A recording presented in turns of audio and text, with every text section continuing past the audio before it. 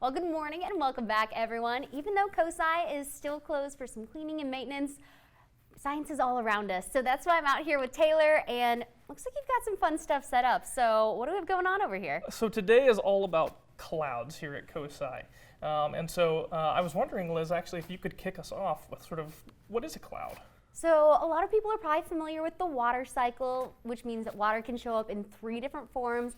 You have the liquid form, which normally you'll start off by seeing in a river, a gas form where you get the vapor, so that's normally when you have the warmer air helping to rise it, and then as it cools and condenses, you get that cloud that forms, and then you have ice crystals in there, and then all of a sudden it starts to rain going back into that liquid form. Excellent, yes. So today we have some really cool experiments that can help us sort of simulate clouds here down on the ground. So our first way is with dry ice. So I have a bowl here that just has hot water and it's colored orange there as part of our COSI colors.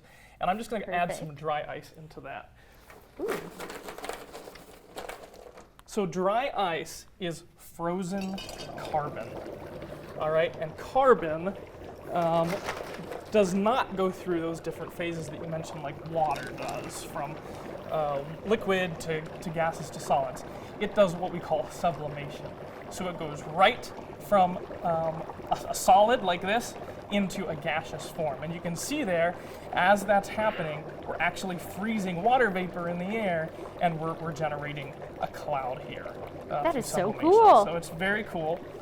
So we have another way that we like to sort of simulate clouds here at COSI, and that is with liquid nitrogen. Would you like to check that out? Oh yeah, definitely. Very cool. So I've got a big dewar of liquid nitrogen here.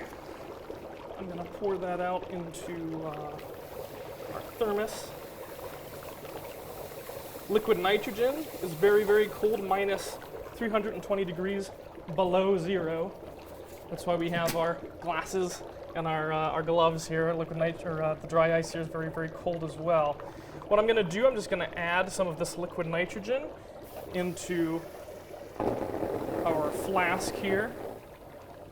All right, and so the liquid nitrogen is boiling at room temperature, as you can see there. And what's happening is, as it's coming in contact with water molecules, it's binding those water molecules immediately to dust particles that are in the air, and we're generating that cloud.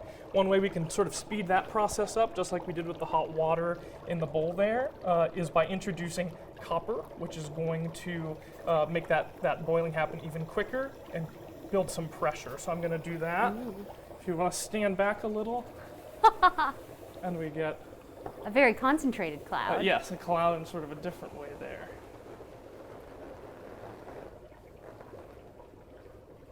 Very cool. That's so fun. And that's also a big reason, too, that demonstrates why even in our own atmosphere, you'll get that huge temperature contrast leading up to even when you see all the big fluffy clouds versus when it rains. Definitely, yes. So COSI is reopening on October 1st.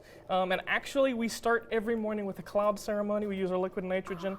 So every morning at 10 o'clock when we open with a cloud. I love that. And October 1st, also going to be when people can check out some of the new exhibits, right? Definitely. So we'll have our pterosaurs exhibit here through the fall, and also our Doc McStuffins exhibit. Oh, excellent. And if you're interested in looking into the hours of COSI, maybe planning that new visit once they open up again, we have more information on those new exhibits, including Doc McStuffins and the Pterosaurus, on COSI.org. Or to look at this fun experiment again and figure out more about clouds, you can head over to our website, NBC4i.com.